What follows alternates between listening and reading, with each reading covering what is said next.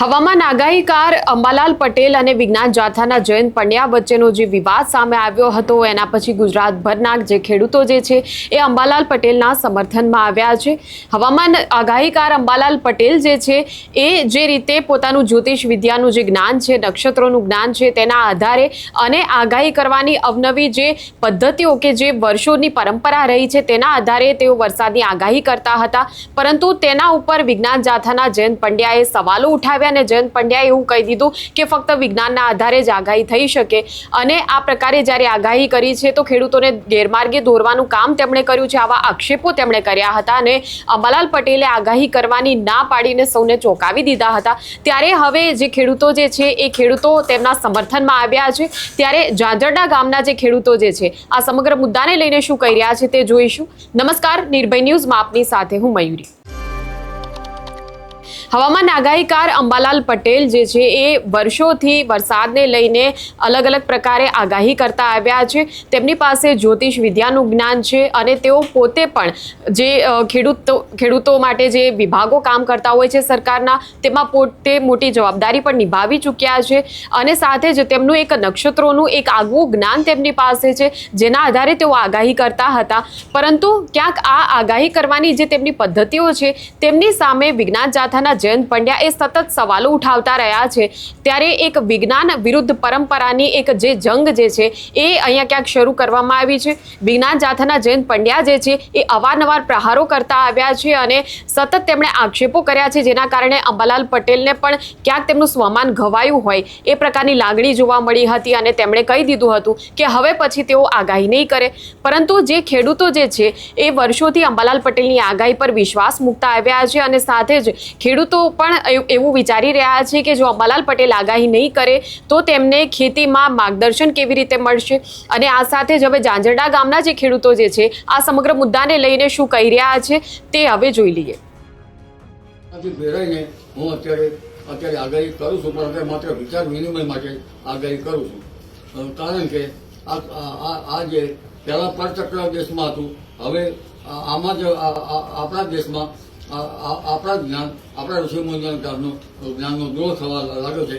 ત્યારે સનાતન ધર્મ પ્રેમીઓને પણ હું વંદન કરું છું અને સનાતન ધર્મ પ્રેમીઓ જે સાધુ સંતો પણ પહેલા મારા ચર્ચામાં આવ્યા હતા, એટલે આ જ્ઞાનને બચાવવું ઈષ્ટ રહે છે। જી, હું ધોરાજીયા ચિંતન, આ ઝાંઝરડા ગામનો ખેડૂત પુત્ર છું અને જે અંબાલાલ પટેલ વિશે જે અત્યારે આ જયંત પંડ્યા વિરોધ કરે છે એ તદ્દન ખોટો છે, પાયા વિહાણો છે।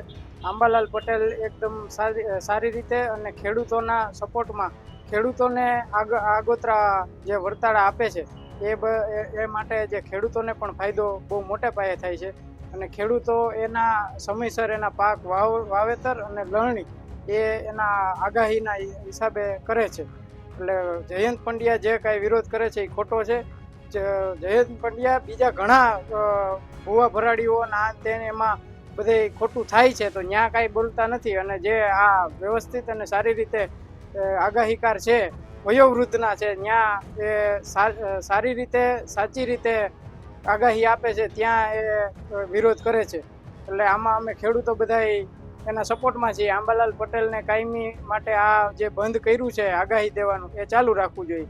અમે ખેડૂતો અંબાલાલ પટેલના સપોર્ટમાં છીએ અને જયંત પંડ્યાને કાયમી જે કાંઈ એની ભૂલ છે એ પાછી પરત ખેંચવી જોઈએ। ખાસ કરીને જોવા જઈએ તો ખેડૂતોને શું નુકસાન છે આગાહી ન કરે?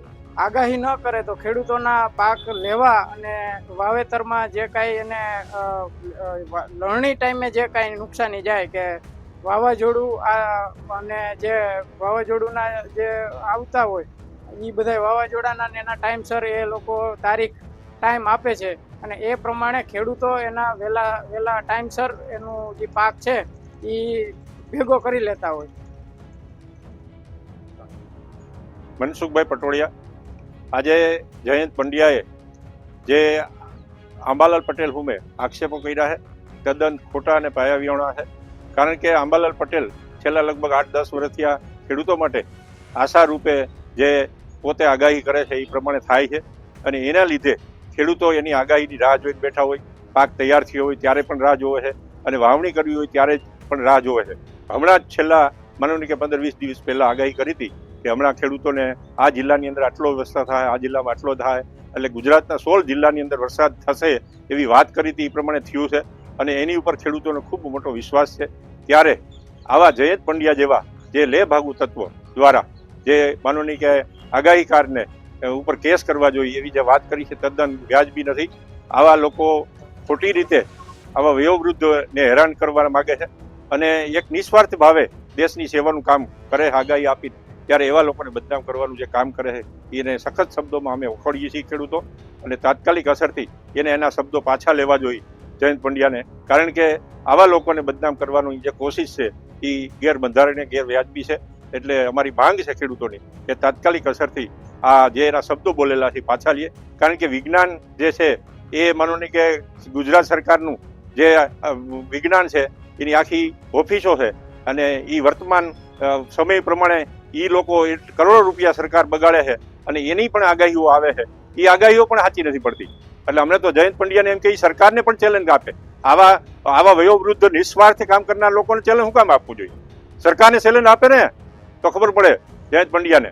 એટલે અમારી તો ખેડૂતોની માંગ છે કે આગાહીકાર જે આંબાલાલ પટેલ છે એની આગાહી ચાલુ રાખે અને ખેડૂતોને એની ઉપર પૂરો વિશ્વાસ છે અને લોકો એનાથી પ્રફુલ્લિત થાય છે.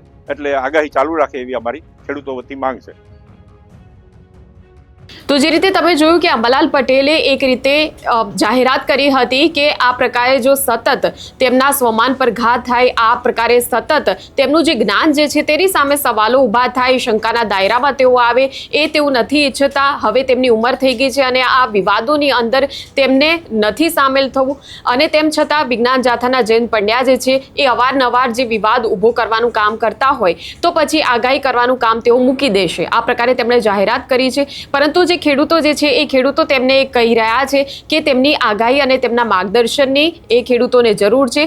ગુજરાતભરના તમામ જે ખેડૂતો જે છે જ્યારે પણ વરસાદમાં આગાહી કરવાની હોય, જ્યાં જે પણ વિસ્તારો છે કે જ્યાં વાવણી થઈ હોય અને વરસાદ ન આવતો હોય, ત્યારે તેઓ હંમેશા અંબાલાલ પટેલ શું કહી રહ્યા છે તેના તરફ તેઓ ધ્યાન આપતા હોય છે અને તમામ જે ખેડૂતો જે છે તેવું વિચારતા હોય છે કે અંબાલાલ પટેલ જે કહે એ પ્રકારે હવે આગળ ખેતીના કાર્યો કરીશું. એટલે આ પ્રકારે જ્યારે અંબાલાલ પટેલે ના પાડી આગાહી કરવાની, એના પછી તમામ ખેડૂતો એમને એવું કહી રહ્યા છે કે આગાહી કરવાનું ચાલુ રાખો, અમને તમારી જરૂર છે. આ પ્રકારે ઝાંઝરડાના ખેડૂતોએ પણ પોતાની લાગણી જે છે એ લાગણી અત્યારે બતાવી છે. અંબાલાલ પટેલના પ્રત્યે તેઓ પણ સહાનુભૂતિ બતાવી રહ્યા છે. ત્યારે આ મુદ્દાને લઈને તમારું શું કહેવું છે તે કમેન્ટ સેક્શનમાં અમને જણાવશો. આ પ્રકારના વિડીયો માટે આપ જોતા રહો નિર્ભય ન્યૂઝ. અમારી ચેનલને લાઇક, શેર અને સબસ્ક્રાઇબ કરવાનું ભૂલશો નહીં. નમસ્કાર.